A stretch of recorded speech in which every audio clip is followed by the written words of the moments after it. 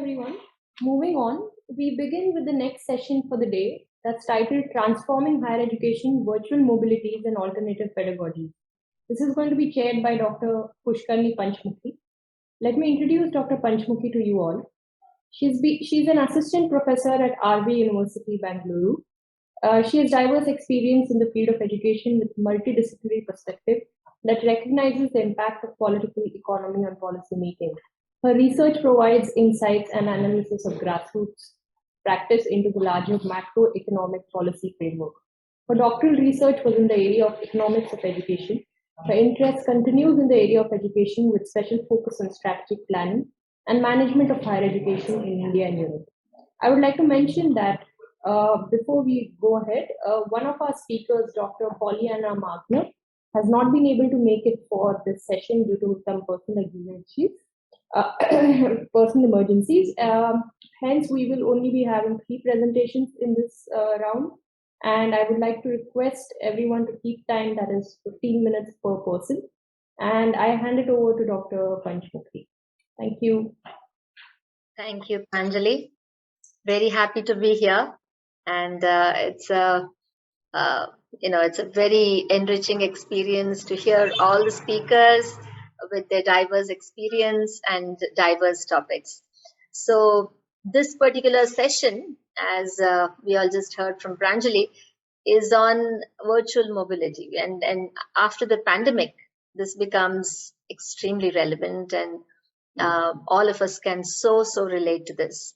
So this pandemic has opened up a whole new virtual world where each one of us is hoping for real learning. Yes, virtual world, but real learning.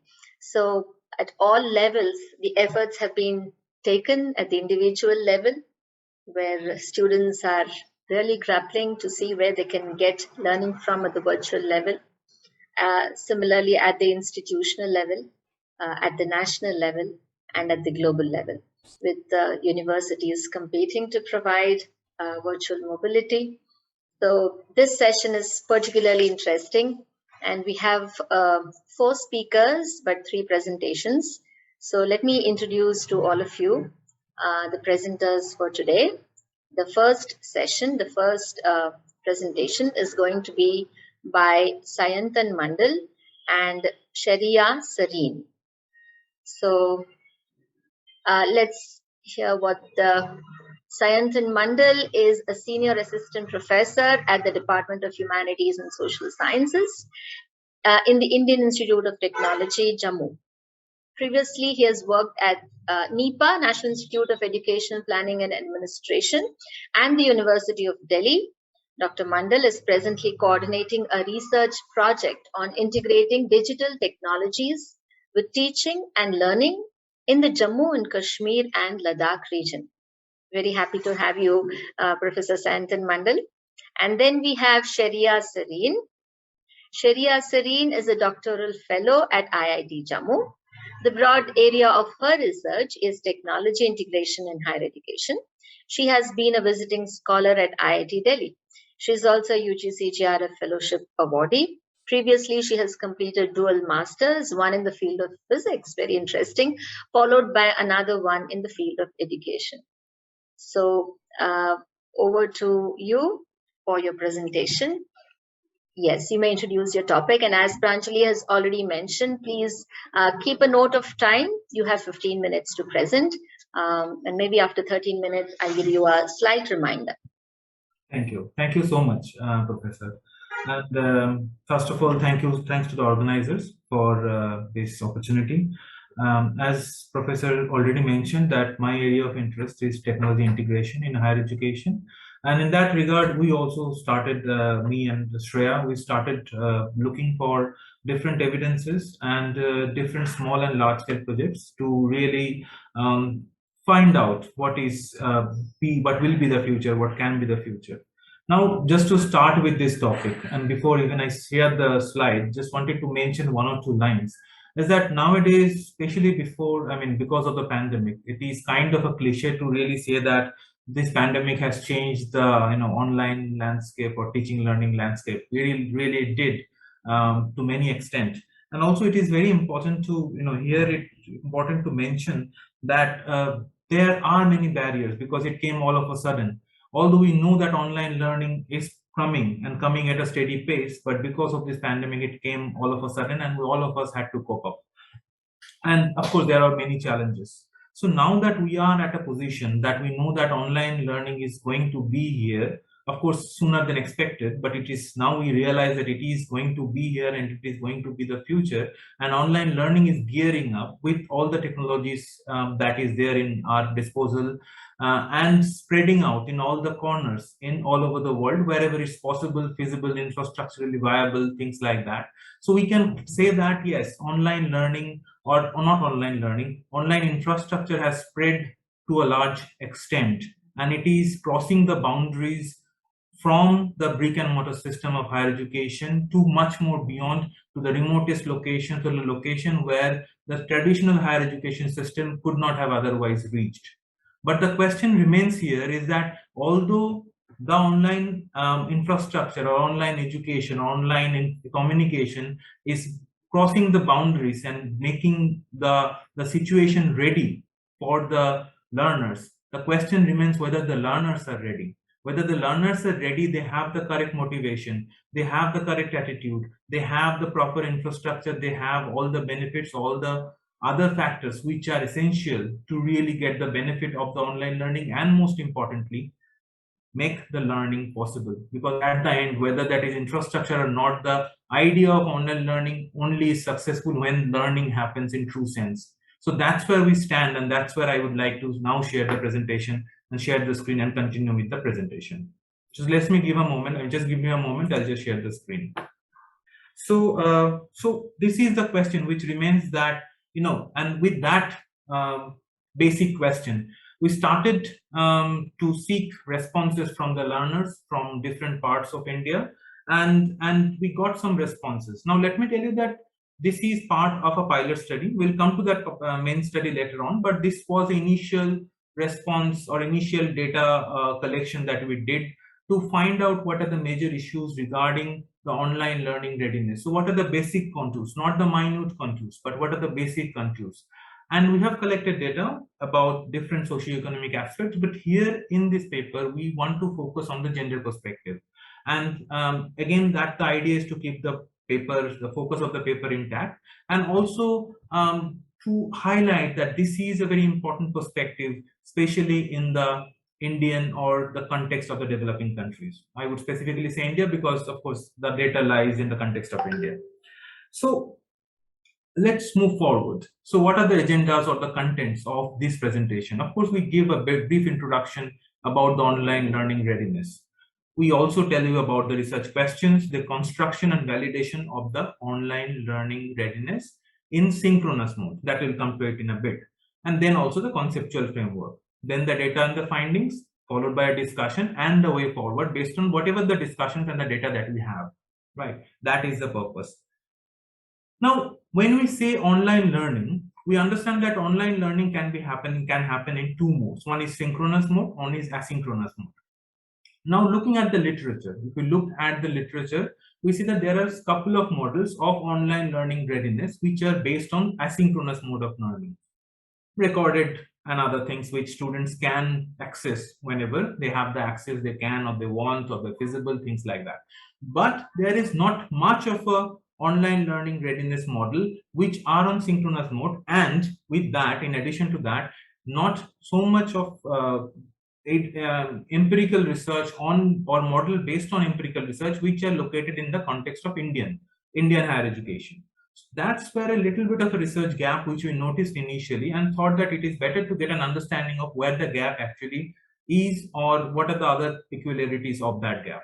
So in that study, what we try to do is to try to learn or understand what are the online learning readiness index or what are the factors which are affecting online learning readiness in synchronous mode very precisely, not in asynchronous mode. We are not looking at that. Then we have the research question. Of course, first two research questions that as you can see, these are very basic or very rudimentary research questions, basic things, just to understand how to construct the online readiness index scale. But of course, the process is very tedious because when you start something from, not from scratch, but when you're starting something which is almost as if you're starting almost from the scratch based on the literature which are not contextualized, then the task become a little more difficult. Then of course the question comes to validate those content, validate those readiness scale and things like that. That also we have done. Next, especially for this paper, or especially for when you're looking at the gender aspect, the question comes that why the gender, or does the gender of the students belonging to different higher education institutions in India have any significant direct or indirect impact on the online learning readiness index? And also, of course, at the end, very important is that which factors in online learning readiness index needs utmost intervention, and that of course leads to our conclusion or the recommendation or whatever, the gaps, further gaps that we could point it out, and those things are very important. So this is roughly the beginning where we started our research and started our quest for data collection. And from there onwards, I'll refer to Shreya, and Shreya will take it forward and explain the rest of the process. And towards the end, I'll again take it from Shreya and continue with it. So over to you, Shreya. Okay. Thank you, Dr. Sayantan. So from this slide onwards, we'll be attempting to answer the 4 research questions that were discussed in the previous slide. This slide focuses on answering the first 2 research questions, that is related to construction and validation of the online learning readiness scale in the synchronous mode. We attempted to develop the scale in a 2-phase model, or a 2-phase method rather, which consists of instrument designing and content validity. The instrument designing was further done through 3 steps, right from content domain, that means identifying the dimensions or the factors that are pertinent with respect to readiness scale in the synchronous mode, to generating the items. The items were mainly generated in 3 ways. One is taking the items directly from the literature as it is with proper citations. Number 2, by paraphrasing some of the items. And number 3, we generated some very new items which were basically contextualized with respect to the synchronous mode. In this entire way, and after reviewing nearly 14 to 15 in-depth literatures related to the readiness scale in the asynchronous mode, we arrived at 7 factors which we thought were very crucial with respect to the synchronous mode. After identifying the 7 factors and generating an initial pool of almost 47 items, we then decided to validate those items. That means whether those items were explaining the corresponding factors properly or not. And in order to do that, we validated the scale. The content validity was done both qualitatively as well as quantitatively by sending the initial set of the instrument to a panel of 5 experts. The qualitative content validity was done by considering the comments related to language and comprehensibility of the various items, whereas the quantitative content validity was facilitated through a few statistical measures, right from content validity index to kappa statistics and the content validity ratio. So there are some well-defined ranges given by some eminent researchers, and all the items which didn't fit in with this range were eliminated. And this gave us, this entire process of scale refinement at the end gave us 28 items from the initial pool of 47 items. And in this way, we got the modified version of the scale. Next, the 7 factors that we included in our online learning readiness scale are educational technology self-efficacy, attitude towards educational technology, online learning infrastructure, and so on. Also, the first table, it shows how many items have been included corresponding to each of the factors. Like say, for example, educational technology self-efficacy, we have included 7 items. So what this means basically is that we have operationalized online learning readiness through the 7 factors, and the 7 factors are further defined through these initial pool, through this final pool of 28 items. And this is how the scale was ultimately constructed and validated, which answers basically the first and the second research question. Moving forward towards the conceptual framework. So we reviewed literature and found that some of the factors, I mean, these 7 factors, for example, the factors self-directed online learning, motivation for online learning, online infrastructure, and educational technology self-efficacy had positive correlation with academic success. Similarly, some other factors were very closely related to student retention and certain factors with academic satisfaction. And these factors in turn were related to efficiency of online learning in synchronous mode. So this is the framework that we are using, and we are trying to see that how these factors are ultimately impacting or are responsible for increasing or decreasing the efficiency of online learning in synchronous mode. In order to test that, we administered our scale. The administration was done by collecting data, for which we developed this online form. The form was circulated to students, both using social networking sites and using this one group of research studies with which Dr. Sayantan was directly related. We were able to collect a data of 385 students, of which only 374 responses were useful. This data was collected from the Indian students belonging to different higher education institutes who were taking live classes through any of the learning management systems, say Zoom, say Google Classroom, etc. So this was the intended audience for whom we had developed the instrument and for whom, based on which the findings have basically come. From the data, we had 51.5% females and 48.5% males.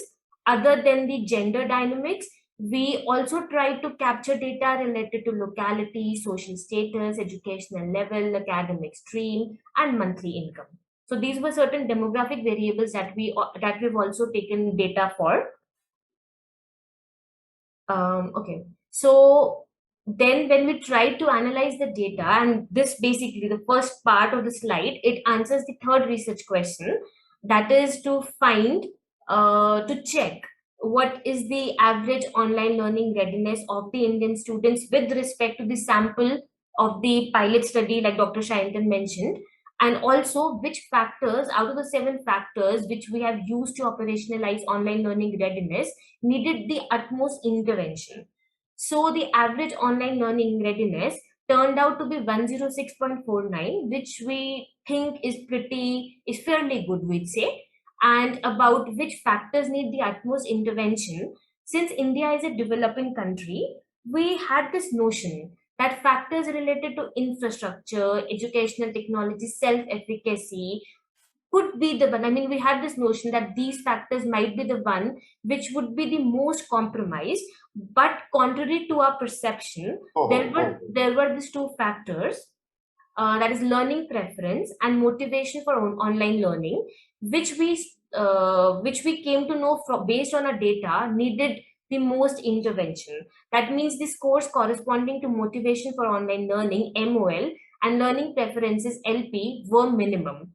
Further digging further and trying to understand the reason behind it, we saw that it is basically the students preferring traditional mode over the online mode because they feel that the teachers are not competent enough to teach in online mode, and also certain distractions in online mode like instant messages, television, noise.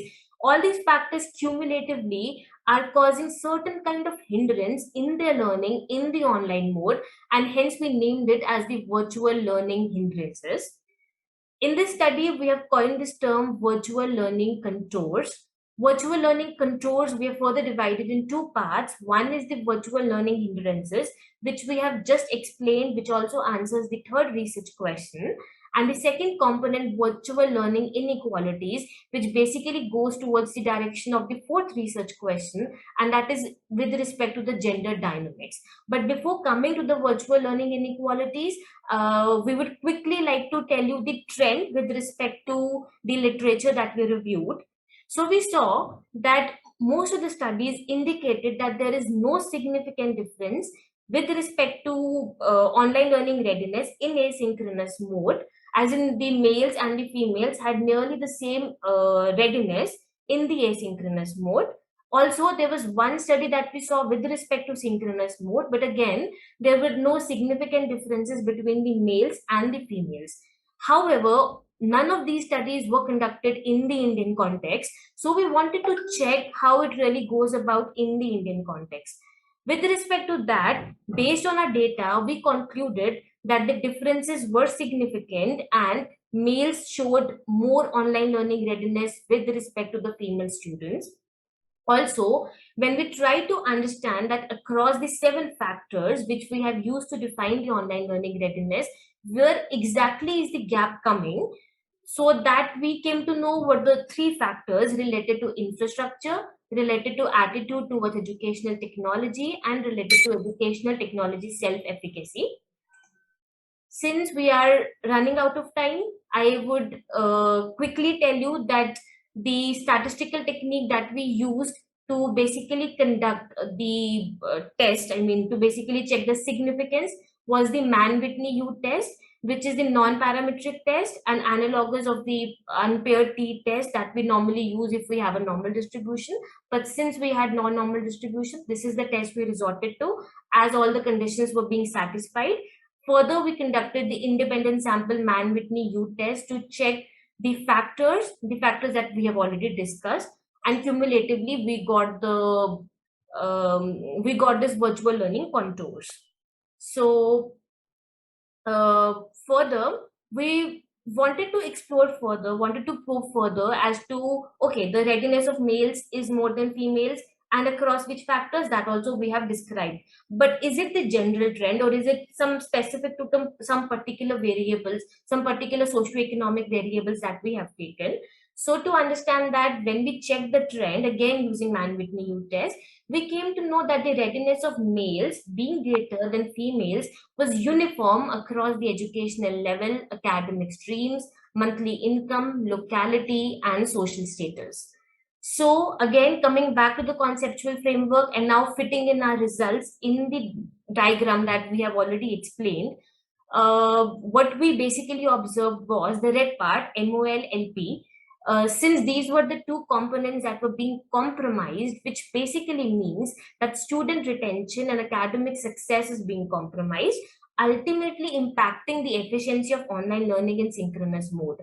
Also, the 3 factors, online learning infrastructure, attitude towards educational technology, and educational technology self-efficacy, these were the 3 factors across which the gender differences were the maximum, further shaping in the form of virtual learning inequalities.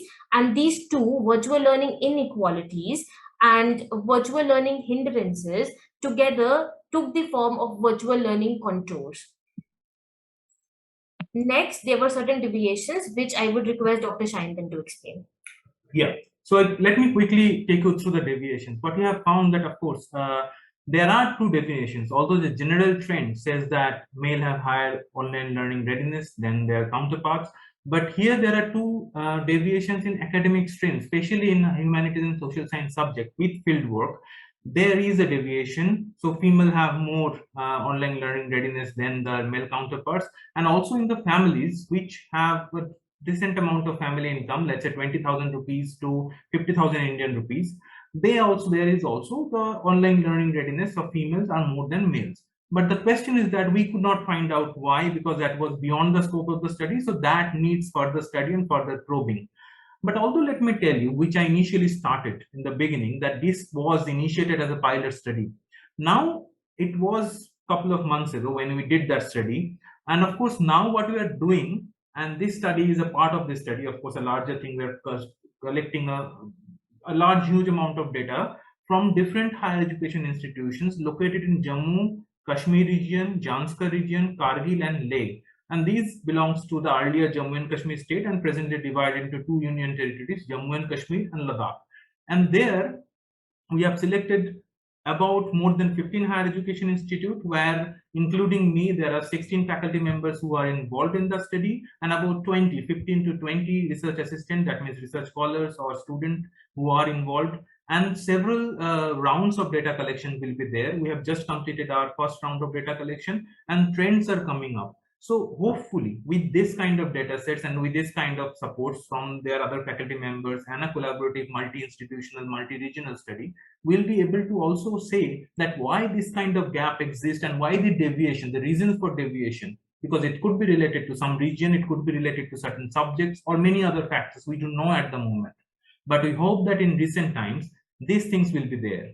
But we definitely, what we're sure of, that in general trend says that the male online learning readiness is more than female online learning readiness, or that of the females, that of the girls. Now the question is that if it is true in the Indian context, what it is for the European context. Now I know that this is a seminar, this is a conference where it is happening in the collaboration with the European Commission, the UNESCO, and there are several of my European colleagues who are present there in this conference throughout these 2 days.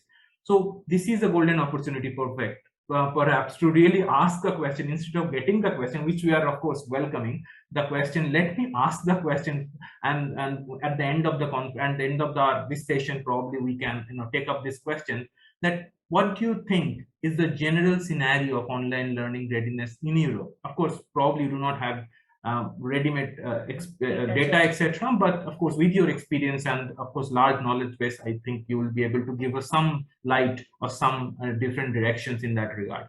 And also a second question, I'll end with that actually, that do you think gender has actually a significant role to play in determination of online learning readiness in your country? If not in your country, then your education institute. If you can highlight some of the points which will give us a very different perspective perhaps, and also shows that how differently we are located, how contextually we are located, although the same technology is being used, but the results, the motivations and the readiness are completely different, or could be completely different in different contexts. So with that note, and with the hope to get some insights from you, me and Shreya, we together end the session. I hope that we haven't exceeded the time too much. Thank you for your patient listening, and I end the session with that. Thank you very much. Thank you very much, Dr. Sayantan and Sheriya. It was a very systematic presentation, I must say that. And, you're living up to the impression of having been trained at an IIT or working in an IIT. So it was really technical.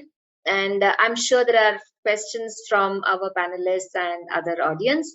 So please put up those questions in the Q&A. And we will ask those questions to Dr. Sayantan and Sheriya. Also, very interesting that he has put up a question to us, and as he mentioned, we will discuss answers to his questions, if any, after the session, towards the end of the session, I mean. So, if there is any question, while we'll wait for questions, which I'm sure will come up, and I see there's one question already here. So there's one here about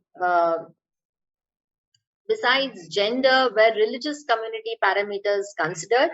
I think this you did mention when you spoke about the test. You did mention about, did you not mention about the caste in general, also income levels, etc. So would you like to speak about if you also took into consideration religion? As in this study, we haven't included religion. We have included certain socioeconomic variables, which you rightly mentioned that we have already mentioned in the slide, but not religion as a part of the study. Yeah, right. So do you think it plays a role, especially considering the area that you all are looking at? Does it make any difference?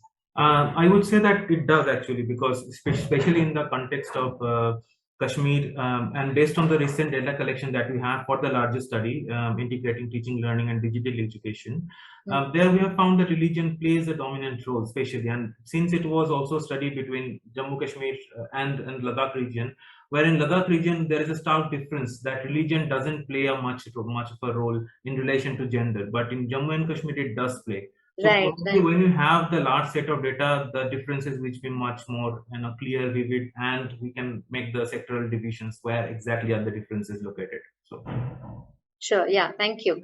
Also, one more thing that comes up here, and I had the similar question in mind, is you have a sample, an intended sample that you chose only those who are already into online learning, right? So what about the readiness of those who have not explored this? So is there any possibility of them being in the sample? So the question that goes here is, could OLRS be used for students who have not yet studied online, right? So what I mean there is obviously you have qualified your study very clearly. You have you have defined the scope of it, but when you speak about readiness, isn't it fair to speak about readiness for the general populace instead of identifying those who are already exploring that? I mean, what is your opinion on that? This scale is basically meant for those students. It's a population. It's a directed audience for this particular instrument. What the students who are already taking online classes to check if they're actually ready to learn online or not. This particular scale does not include the scope of those students who haven't really learned online. The reason being that since the scale is for a particular mode, that is the synchronous mode, we have included items like, for example, are you comfortable sharing your screen online? For example, this particular item. The item like, are you comfortable interacting with your peers in the online mode? So these questions can be answered by only those students who on the first place have experienced such a thing. It cannot be answered by those questions. Yeah. Obvious. So it's a very specific instrument. That's right. But can it be extended to those in the sense we have a different set of questions, but to identify again the readiness of online learning? I think, Professor, yes. Again, I'll just refer back to our main study. There, although we are not looking at online learning readiness per se, we are looking at it, but not the offline learning readiness, or we are not making the comparison between online and offline. But we have included factors, we have included data points, etc., which are looking at how students at different capacities from different regions, from different subjects, etc., are dealing with their teaching learning. And teaching learning means both online teaching learning and classroom teaching learning.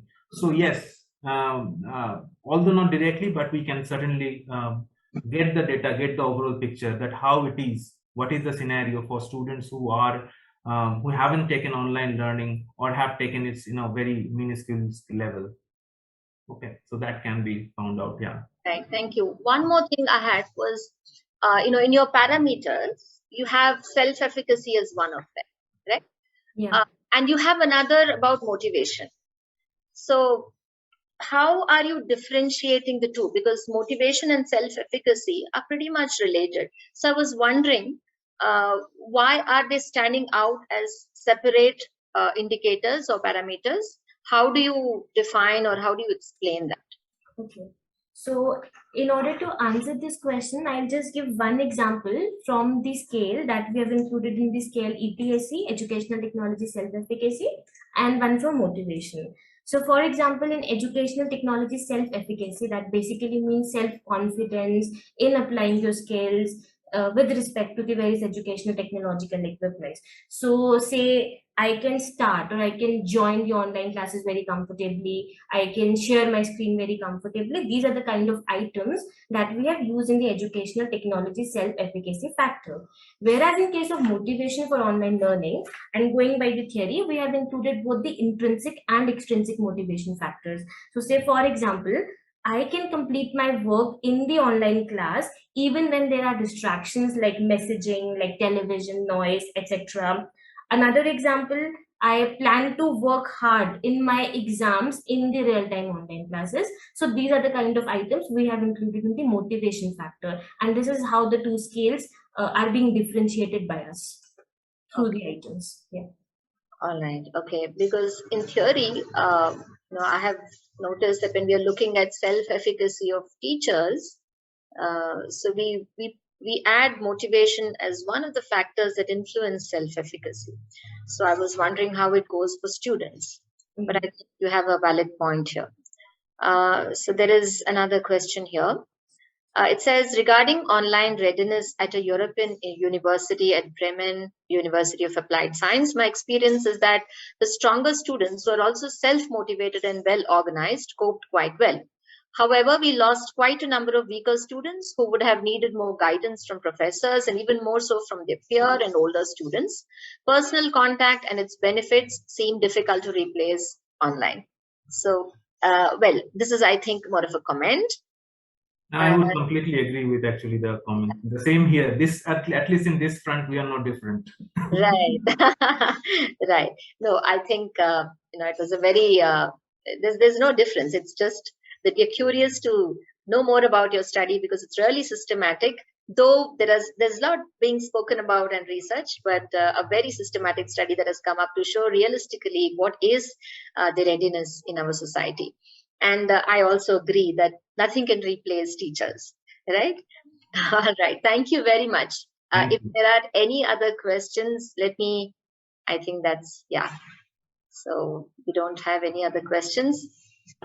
All right. In any case, if any of the participants would like to ask questions, you can always post it on the Q&A and we can address them towards the end of the session. Thank you so much, Dr. Sayantan and Sheriya. Yes, thank you very much for your presentation. Thank you so much. Okay, now we'll move on to our next presenter, and that is Zane. So we're very happy. Zane Sume, I think I have pronounced it right. She is an affiliated researcher of the Norwegian University of Science and Technology. She explores the EU science diplomacy as well as the EU macro-regional governance and the EU-India education diplomacy in the Asia-Europe Meeting context. She has completed research at the United Nations University Institute on Comparative Regional Integration Studies and the Academy of the Organization for Security and Cooperation in Europe. So welcome, Zane. We're very happy to have you here. And please introduce your topic to the audience. Floor is yours. Thank you very much. I'll start sharing my screen. Sure. Oh, great. So then, as you can see from the slide in my paper, I address the digital transformation of higher education and research that took place last year amidst the pandemic.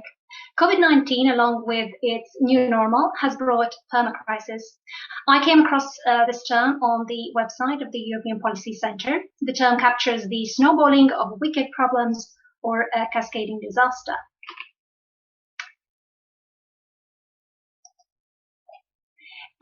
Just a quick note on the structure of my presentation. I'll start by saying a few words about the preparatory phase of my paper. Then I'll proceed with outlining the research question and hypothesis. Later on, I'll make several remarks about the key components of my paper and explain the Perma Crisis context. I'll conclude by elaborating on how my research mobility experience fits with the context of earlier conclusions drawn by the education ministers of the AsiaEurope Meeting, or ASEM, and recap the key findings. Since the conference addresses the flow of knowledge or movement of scholars, I thought it would be important to say a few words about the preparatory stages of my paper. Last May, I had an opportunity to attend the online course on a differentiated Europe hosted by Arena Center for European Studies. Some of the recommended literature has shaped the contours of my paper. Last June, I was delighted to be among the participants of the PhD workshop European Higher Education in Times of Uncertainty, organized by the Harty School and the Bamberg Graduate School. It was the first occasion of presenting my paper.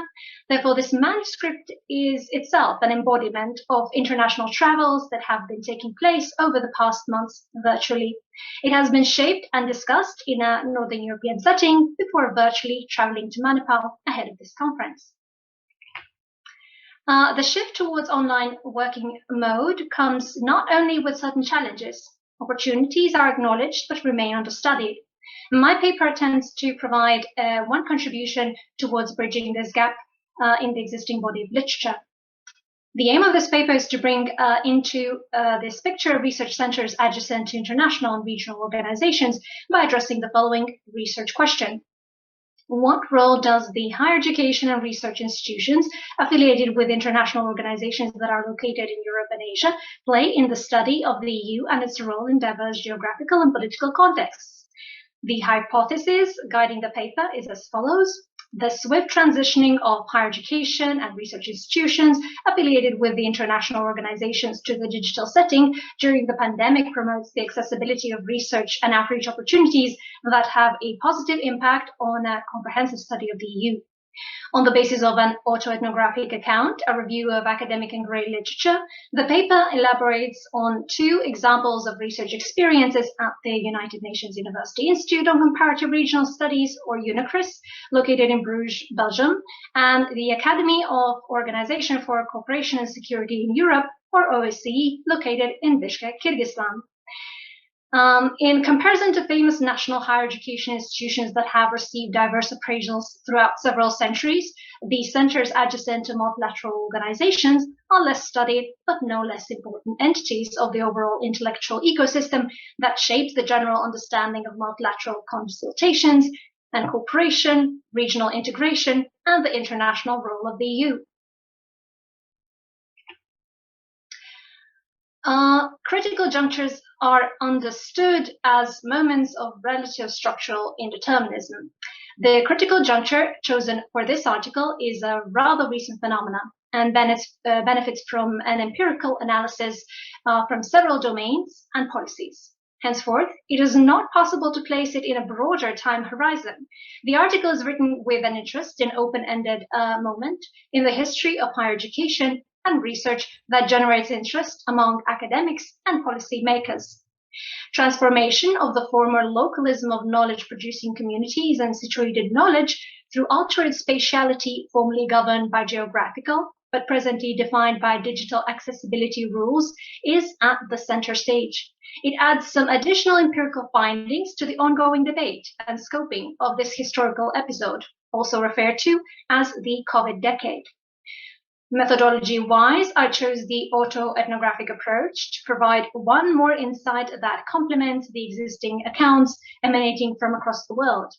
Autoethnography has a notable scope of variations captured by a distinction between analytical, evocative, critical, moderate autoethnographies, and I am sure that I have not mentioned the full scope of autoethnographic types existing in the literature. Additionally, I should point out the blurred distinction between autoethnography and multi-sided nethnography. As I mentioned earlier, my empirical focus is on 2 virtual research affiliations. In 2020, in response to the COVID-19 implications, UNICRIS and the OSCE Academy transformed their research internship and fellowship offer from an in-person to an online mode.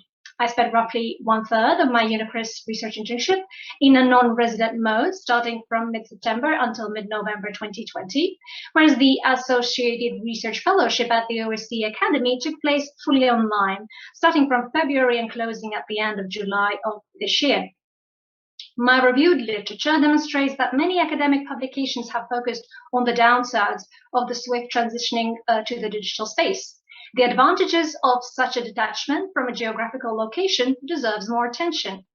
It is instrumental for a more balanced and comprehensive picture of this overall historically unprecedented episode brought by COVID-19. Taking into consideration earlier analysis produced with a focus on COVID-19, implications on higher education and research, as well as reflections crafted in diplomatic studies, the digital engagement does not offer the same immersive and contextually rich experience as an in-person encounter. Nevertheless, it is a good alternative for uninterrupted research networking across academic and professional circles. Hybrid and online events hosted through the most challenging months of the pandemic have shown the value of online outreach. Digital accessibility is an advantage that works in favor of hubs of expertise that are affiliated with multilateral organizations. Digital accessibility allows these institutions to be more responsive towards interested learners, experts, and general audiences geographically scattered across much more than a dozen of member or participating countries. So coming back to my earlier introduced term of Perma Crisis, COVID-19 might not be the typical crisis referred to by Jean Monnet as instrumental to forging Europe, In contrast, Perma Crisis is no longer simply demanding more research output that would feed into the higher education curricula, research, or policy initiatives. Perma Crisis requires looking at 2020 not as an exceptional year, but as a year when higher education and research, among other sectors, commenced operating in a distinctively new fashion. A more digital, less place-bound, and more densely networked mode presented a chance for research bodies adjacent to international and regional organizations to significantly extend their outreach beyond the geographical location of the premises that deserves more attention also in the future. Due to the empirical focus on two institutions located in Europe and Asia and the focus on how they contribute to the study of the role of the EU in the world, it is pertinent to concisely refer to the Asia-Europe Meeting, or ASEM. On the slide, you can see a screenshot of the ASEM info board. The 7th ASEM Education Ministers Meeting, or ASEM ME7, called for more balanced mobility that would counter an overwhelming one-directionality of students, teachers, researchers, and administrators from Asia traveling towards Europe. ASEM ME7 identified digital solutions as a means to facilitate virtual mobility. The online fellowship at the OSCE Academy is an example of how the recommended actions took place outside of the framework of ASEM. Even if the fellowship did not address ASEM or topics of ASEM ME7, it contributes to fostering ties across Europe and Asia, as well as a study of the multilateral cooperation across various forums where the EU plays a role and its instruments or historically learned lessons contribute to addressing specific challenges encountered by Asia. Furthermore, the first ASEM Senior Officials Meeting, or ASEM SOM1, for the 8th ASEM Education Ministers Meeting, or ASEM ME8, which took place last month, indicates that the online options remain highly welcome. Namely, the presentation of the final draft of the ASEM Education Strategy 2030 lists as the first strategic objective the enhancement of connectivity between Asia and Europe by boosting mobility and exchanges. This strategic objective comprises of an encouragement of blended and virtual mobility exchanges.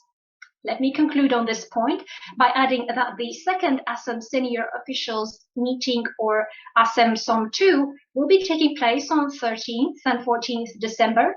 Subsequently, the 8th ASEM Education Ministers Meeting, or ASEM ME8, is scheduled on 15th of December. These events, expected to be taking place at the end of this year, should deliver more contextual background for the ASEM Education Strategy 2030. And I hope that my brief remarks delivered here today will be beneficial for the visibility of the ASEM education process that is encouraged by the final draft of the ASEM Education Strategy 2030.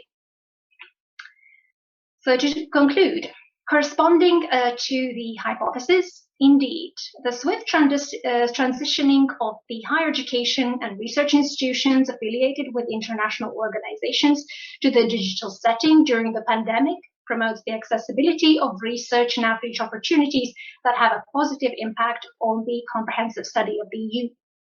Three advantages of the experienced digital turn in higher education and research should be pointed out. Firstly, institutions that are associated with organizations with a vast membership or participation of countries become more accessible to audiences and learners who are either not residing in a geographical vicinity of the premises or for various reasons are not able to travel for in-person engagements at these institutions. The uninterrupted analysis of various aspects relevant to the ever-evolving challenges posed by the COVID-19 Perma Crisis and a cascading disaster that are crafted by these institutions become better known to learners and wider audience. Secondly, a thorough review of lessons learned about the demand of online offered learning and training services might be a critical juncture not only in the mode these and other centers of expertise operate amidst the pandemic, It might become a turning point of their core strategies that define their collaborative ties and outreach. Their competitive advantage witnessed during the digital transitioning throughout 2020 might serve as a source of inspiration. Thirdly, since the auto-ethnographic account dealt with institutions located in Europe and Asia, it was a conducive choice for bringing into the picture the ASEM aspirations to promote more balanced mobility.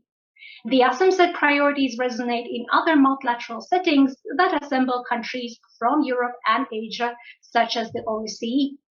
Last but not least, the prevailing safety measures affect the choice of available empirical material and the convenience of certain research methods. Ethnographic methods gain prominence. Such a crowding in of analysis and analysts willing to explore ethnographic research methods should help to hone its characteristics and a clearer distinction between auto-ethnographic and nethnographic approaches, among others. It is not only a matter of refining definitions. This is an important step towards a progression in fine-tuning research designs, data selection, data analysis, and corresponding crafting of evidence for future conceptualization and theory building.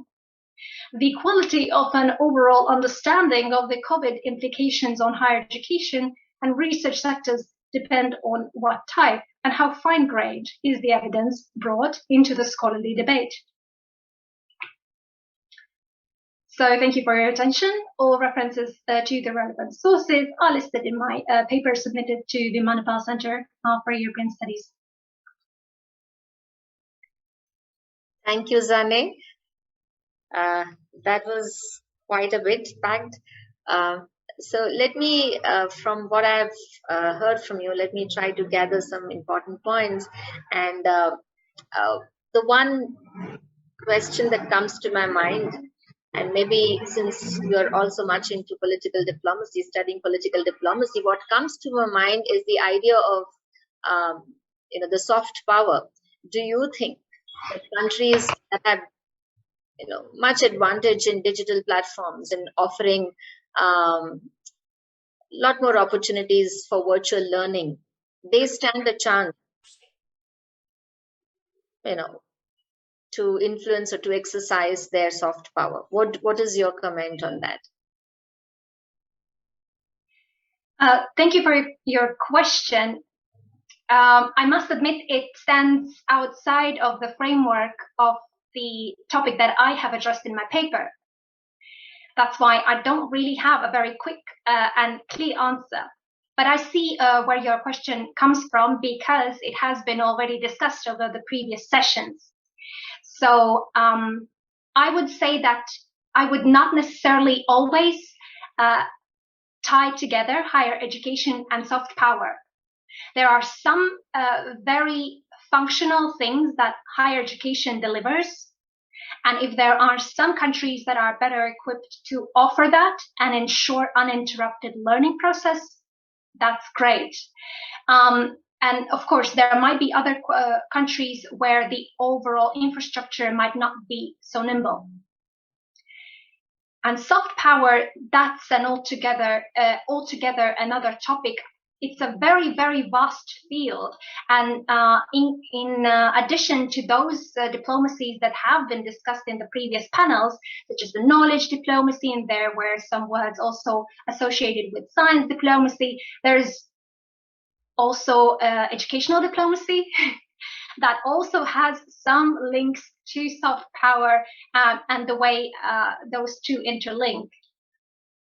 But I guess I don't have a quick answer right now regarding this tie. It's just because the field of scholarly inquiry is so vast. But let's put it in simple terms, I would not always associate every single higher education offer, be it digitally or physically in person, with automatic encounter of student with a certain soft power measure. Mm-hmm. Thank you. Thank you, Zane. Okay, here's a question by Emma. To what extent do you think the advantages of the digital transition will be retained once physical travel becomes more available? And can you share with us some of your autoethnographic findings of your 2 stays at UNU and OSC Academy? Yeah, that's something. Thank you very much. That's a good question because it's a very, very challenging one. What I learned from 2020 was the challenge of predicting the developments associated with COVID and its implications.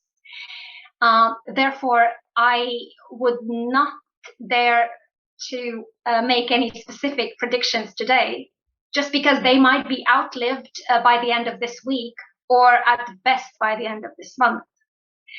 But what I've done so far in terms of my insights about this online research mode, I've already shared today, and I hope that any other more information would be available once the paper is published.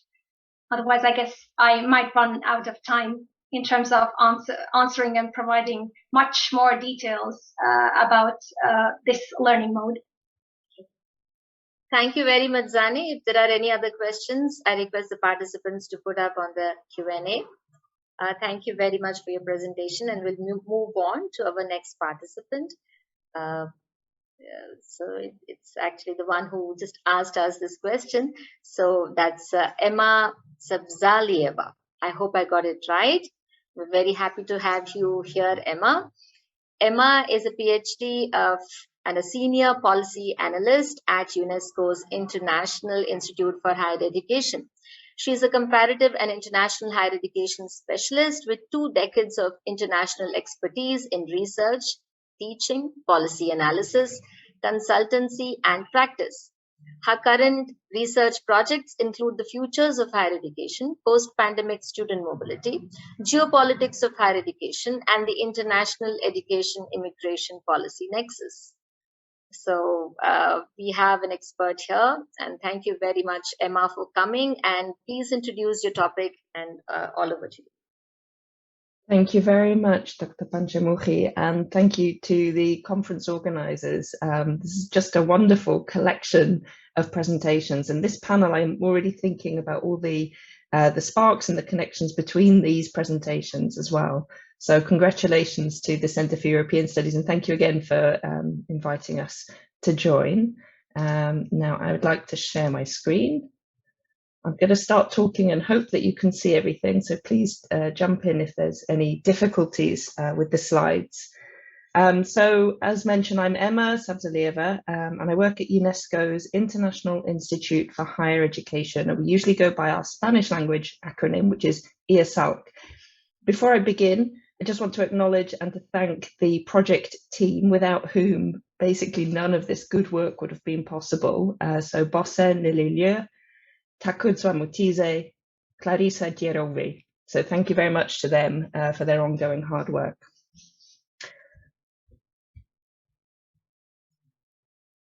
So just a brief outline. I know we've only got a short amount of time. This is also helpful for me to make sure that I stay focused. I want to tell you just a little bit about our institute, because I'm conscious that although people know about UNESCO, typically they may not be so familiar with our institute. I want to talk again briefly about student mobility in the pre-pandemic era. I think it's a topic we're probably more familiar with, and so I won't dwell on that. Then I want to turn to, and colleagues earlier in this panel have laid this foundation very beautifully, the promise of virtual student mobility. I want to talk about students' experiences of virtual student mobility as part of a study that we're currently working on, and try to conclude a couple of thoughts about how we might reimagine internationalization of higher education for the post-pandemic world that I think by now we had hoped that we would be closer to, but at this stage perhaps we can see some light on the horizon in that direction, although I don't think we're there quite yet. So UNESCO IESALC, the International Institute for Higher Education, was founded in 1997. Our mission is to contribute to the development of higher education, both as a public good and as a universal right. Our office is based in Caracas in Venezuela. In fact, because of the pandemic, it's not currently open, and our research and analysis team are based all over the world. So I'm currently joining you from Canada. and our colleagues are in all continents. Our strategic priorities are informed by these 4 pillars: internationalization and academic mobility, quality and relevance, equity and inclusion, and innovation. And all of those things that we do work towards the so-called Agenda 2030, so the fulfillment of the United Nations Sustainable Development Goals, and in particular Sustainable Development Goal 4, which relates to quality education. That said, we're the only United Nations institute with a specialized mission to contribute to the improvement of higher education in member states. So our work also crosses across the other SDGs. With a shorter time frame, we're also looking towards the World Higher Education Conference 2022. This is the 3rd time over a period of about 20 years that UNESCO has put together a huge conference to involve a wide range of higher education stakeholders. If you're hearing about this for the first time, don't worry, the official launch of the conference and the run-up to the events has not yet taken place, but please keep your eyes open, look out for information about how you can get involved. The conference will be in May. It's going to be held both in person in Barcelona, Spain, but there will also be many virtual opportunities to join. So that's another sort of area of work that the Institute has been gearing up to, particularly in the most recent months. So let's turn now to the topic at hand. As mentioned, again, I won't stop for too long on this topic. And the image that you can see on the screen now is part of a larger kind of virtual poster that we created earlier in the year, which you can download from our website. And we also animated it into a short video that you can access on YouTube in English, French, or Spanish. If you'd like to search for it, you can just use the keywords ESALC, VSM. We do like our acronyms, so but that's the quickest way to get there and watch that. So just briefly to go through, the conceptualization of student mobility before COVID-19 was very much geared around physical mobility. That idea that people crossing borders was seen as a core activity in internationalization of higher education. And indeed, the number of globally mobile students grew from 2 million in the year 2000 to 5.3 million by 2017, which is it's 165% increase. Sounds great. Then if you put that in the context of the number of students, higher education students that we have around the world, actually what you see is that that's a tiny proportion of the total. It's just over 2%. So actually, this leads us to think about this form of mobility as very exclusive. And then if you look at the dynamics of it, it also tended to be concentrated in particular regions, flowing mainly from the global south to the global north rather than in the other direction, and bringing with it a whole other array of access implications. So we're already starting to see that while there's this sort of real emphasis on physical mobility, there are some serious implications for access and for equity. So then when the pandemic comes along, and like with many of the other pedagogical functions in higher education, we see this rapid transition to online or distance learning modalities. We also see this transfer over into the world of student mobility. And to that end, our institute started to look into this area, partly to address these issues, the kind of gaps with the equity and access that we've seen in the realm of physical student mobility, but also to try to understand exactly what was happening, both during the pandemic as a kind of rapid transition, but also to capture and understand better the work that was being done in virtual student mobility prior to the pandemic. One of the difficulties here is that there's no baseline in the way that there is for physical student mobility, which is measured and counted by national governments. And there's also seems to be no sort of confirmed definition. You'll hear different terminology used, a virtual exchange. In some contexts, COIL is used as an acronym. We've decided to develop and use the terminology of virtual student mobility. So in the first part of our work, we came, based on the literature, we came with this definition, which is on our website. So if you have a phone and you can scan the QR code there and it'll go straight to our website. So we define virtual student mobility as a form of mobility that uses information and communication technologies to facilitate cross-border and/or inter-institutional academic, cultural, and experiential exchanges and collaboration. And so we encourage you to adopt this terminology in your own work if this is the area that you're researching on. I won't go into detail on each of these now, but simply to point out that within the realm of VSM, virtual student mobility, we've identified 4 different ways that it might take place. That's academic, which is the most typical, experiential, cultural, and then the situation that we still find ourselves in, emergency, virtual student mobility. So that's sort of taken us so far, but because we realise that there isn't a baseline, that it is still quite difficult to understand, and as we started to do our work on VSM, we were being asked more and more by institutions, well, how do we do it? What should we do? What are good practices? And that's led us to our current study, in which we are collecting case studies of institutions around the world that have implemented virtual student mobility, either during the pandemic or who've been doing it before the pandemic. The dots that you can see on the map here represent where the bilateral case studies are located. We're also working on some alliances, so those will span more than just sort of a pair of dots around the world. This is work in progress. This is where we have so far. And I hope colleagues will be pleased to see that Manipal is represented on the map, and we're delighted to be able to include the Manipal Academy of Higher Education as one of the case studies in the report will be coming out, we hope, by the end of this year. So in the study, we're aiming to assess the operationalization of VSM in global perspective. We want to establish some of the key challenges and enablers in implementing virtual student mobility, and doing that to provide recommendations primarily geared towards higher education institutions about embedding virtual modalities of student mobility. And I want to turn now to talking a little bit more about some of the things that we've found so far in our study.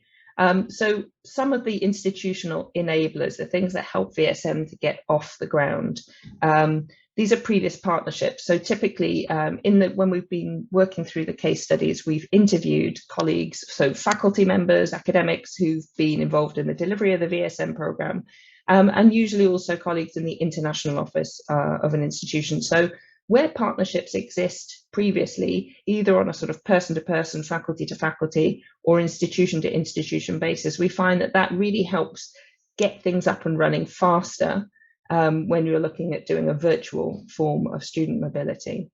It's helped when there's a supportive ecosystem. That could mean a few different things. For example, does the Vice-Chancellor of the institution give their support to virtual student mobility? So that kind of top-down leadership really setting the agenda for the whole institution. It could also mean that there are good working relationships between the particular academic department and the international office. Those of you who work inside higher education will understand the importance of, having those strong relationships.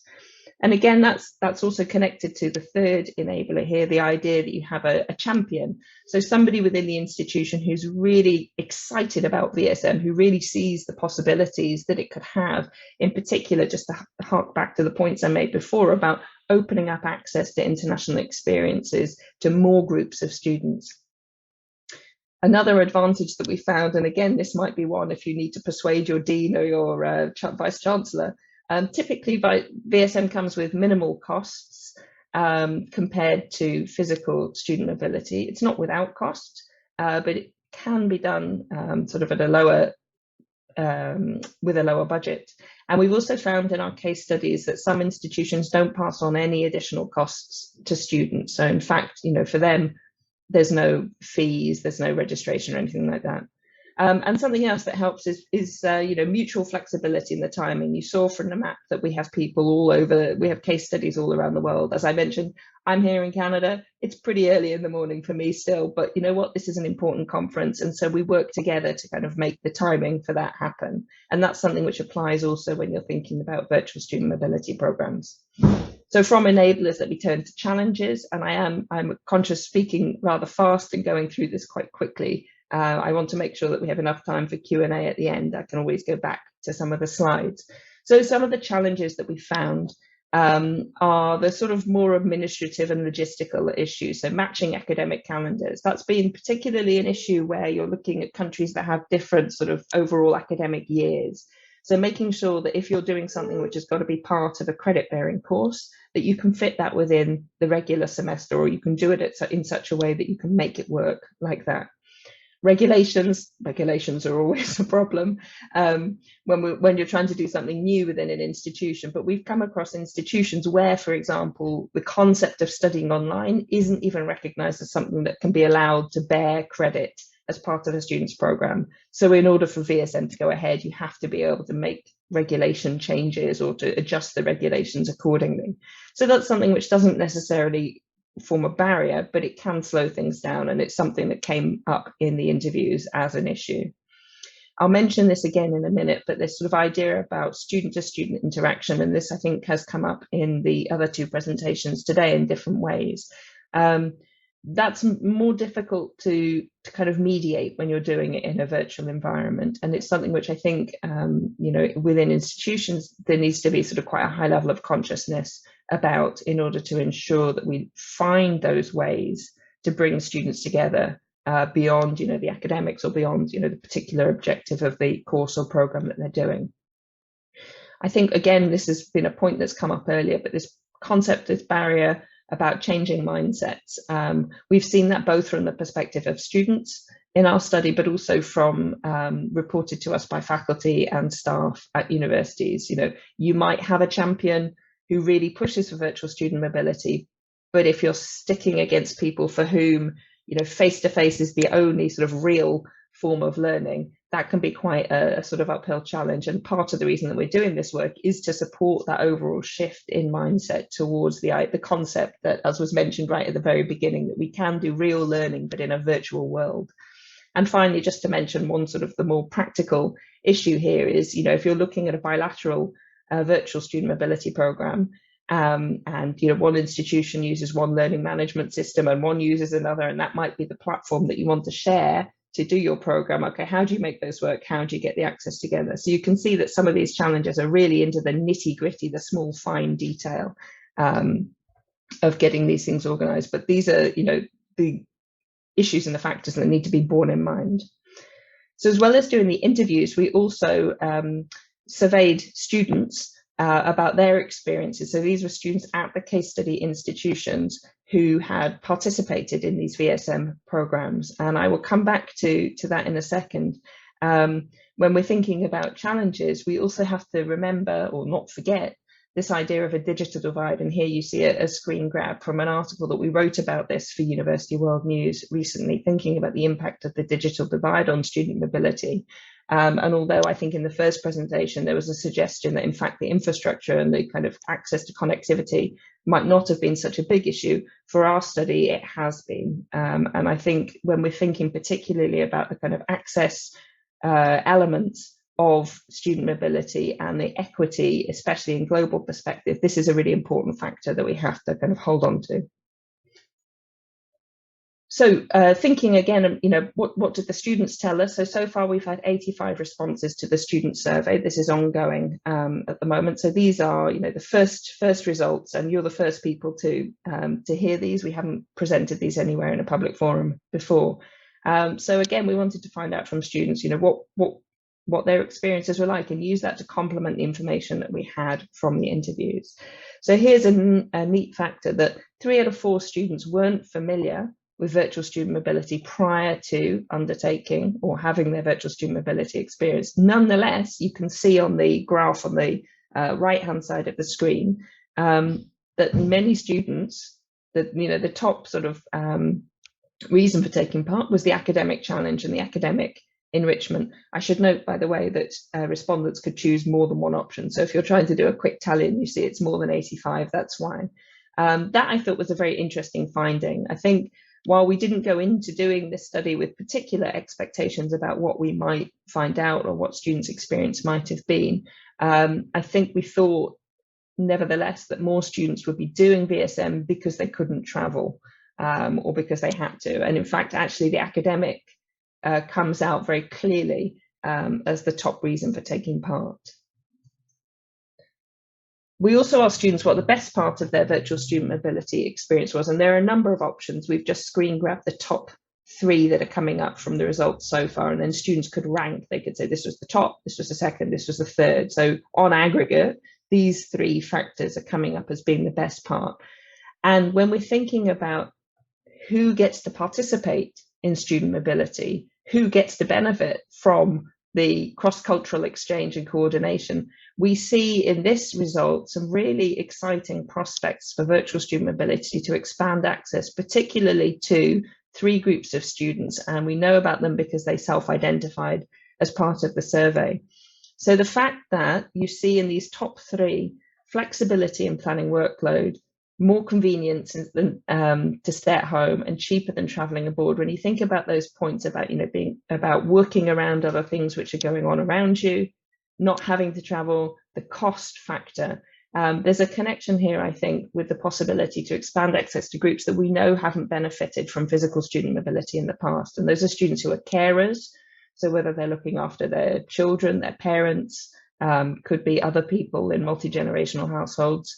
When we're thinking about students who study in part-time mode and students who are working. So I think this is a really important point for us to hold on to as we're thinking about what might come next in this world. That said, as noted before, when I mentioned the digital divide, you can see that the most challenging part of the VSM experience for students was the internet connection. And that was, quite clearly the largest challenge that we saw reported. Time zone differences also came up.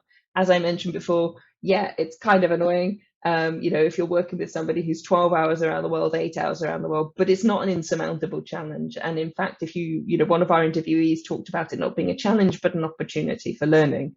And for me, that was quite a sort of interesting phrase, the way that they conceptualized it.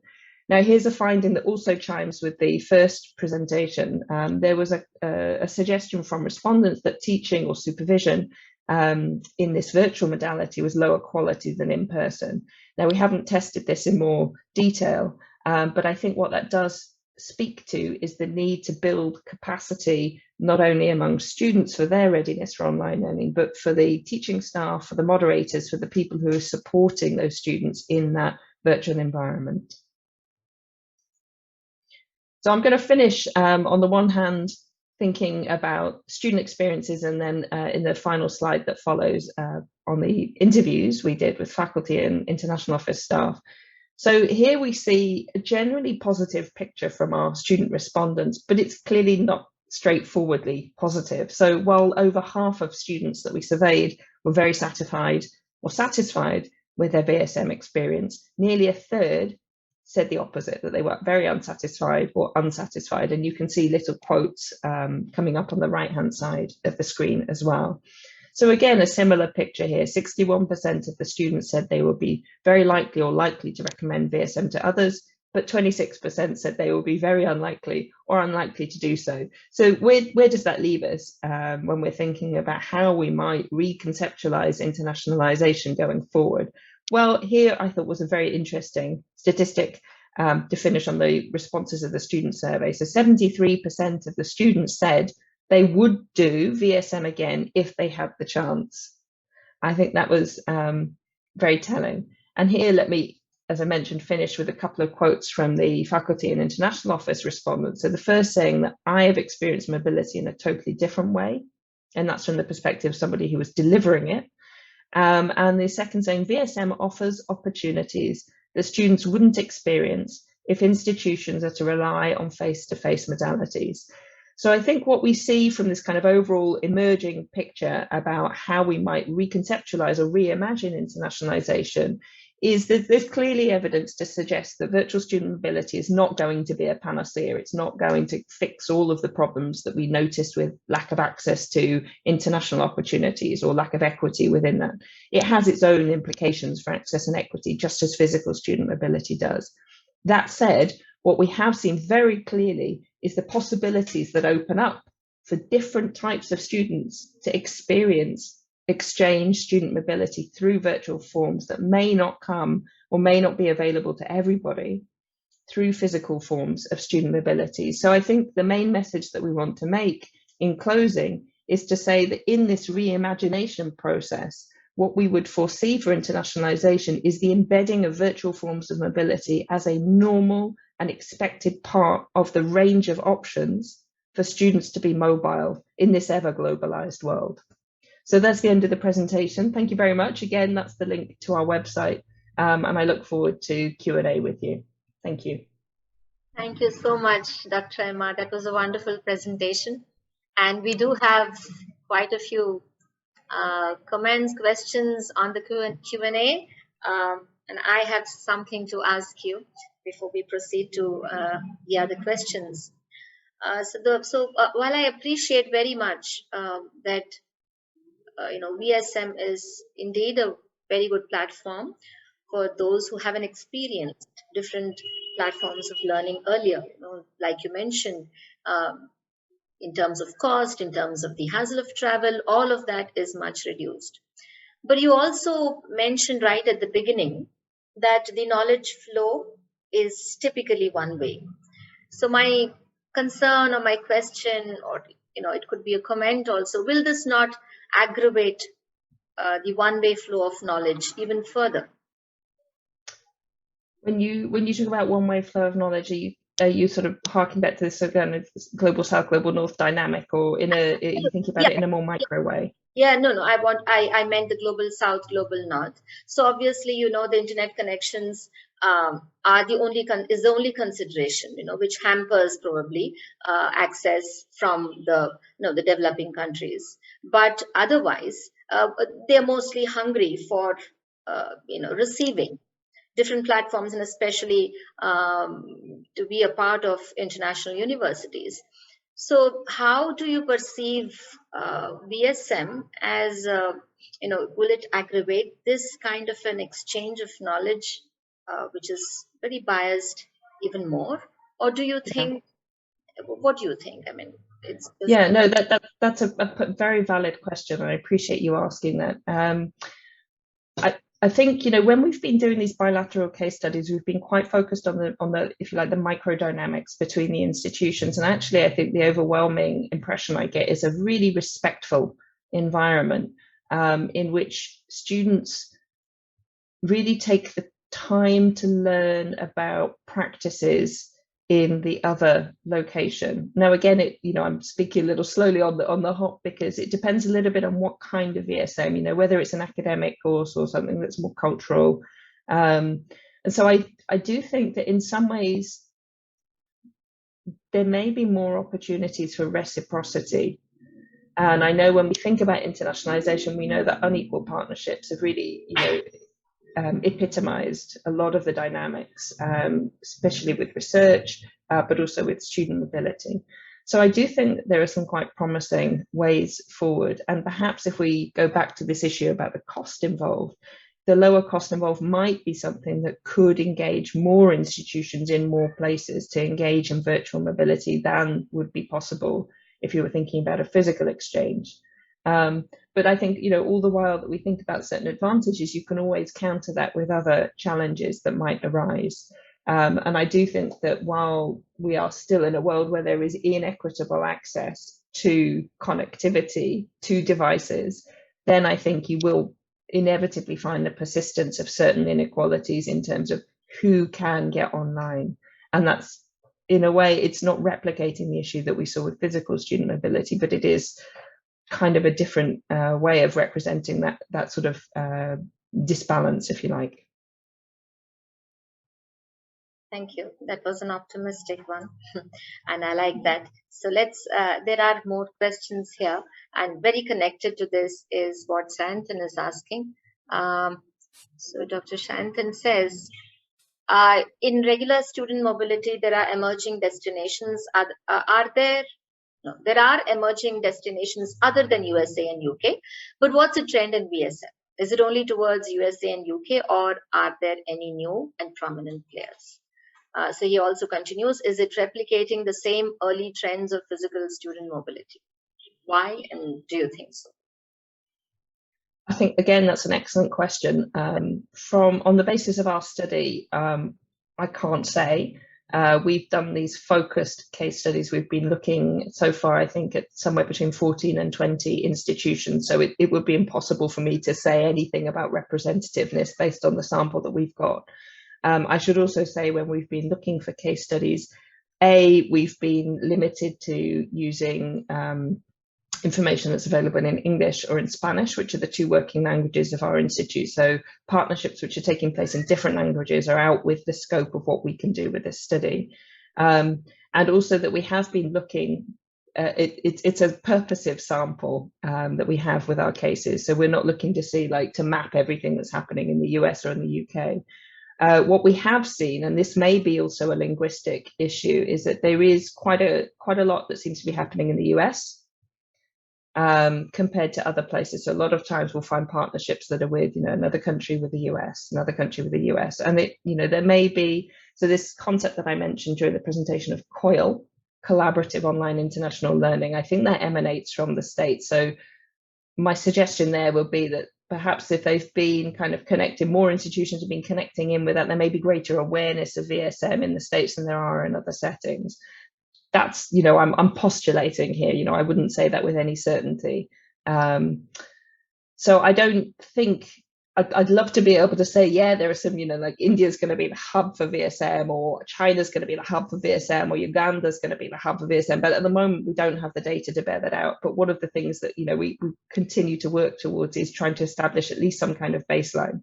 And I think that's been one of the problems that we face. So those of us who are trying to do research in this area is that, we don't have national governments collecting data on VSM. Now, if they did, I think, maybe in 5 to 10 years, we'd be able to map that in a much better way. For now, I think we have to speculate a little bit, if we were to speculate at all.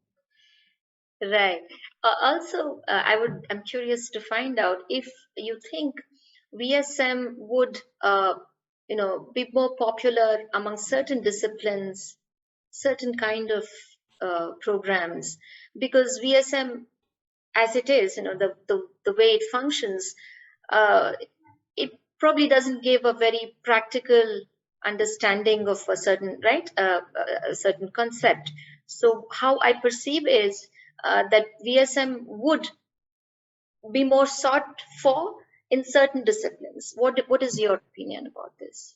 I think if and I said we tried to avoid going into the study with too many expectations about what we might find. That said, I would probably have agreed with you that you might see a skew towards, say, humanities, social sciences, basically non-lab based subjects.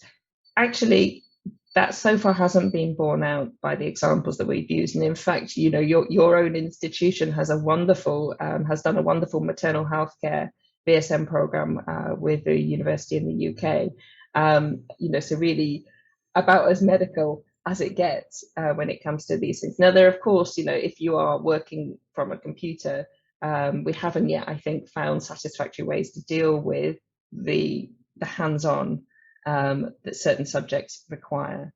That said, I think I somehow think it's only a matter of time. So for me, this is very encouraging. We've also been looking, for example, at a partnership between universities in South Africa and Brazil, a university in South Africa and one in Brazil, which is looking at marine engineering. So again, not necessarily a topic that you might expect to be able to study online, but one which they've been doing very successfully.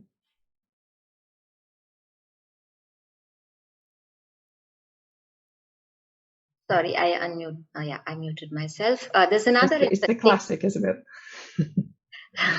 I have another interesting question here.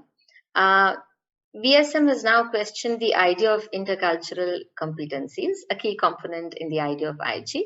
Can intercultural components still be on par in VSM as it is with physical mobility? I think this is a question which is on many people's minds. Yeah, I think so. And again, when we've looked at our case studies, we've also tried to select cases where the focus of the VSM has been about cultural exchange in order to show how that can be done in virtual form.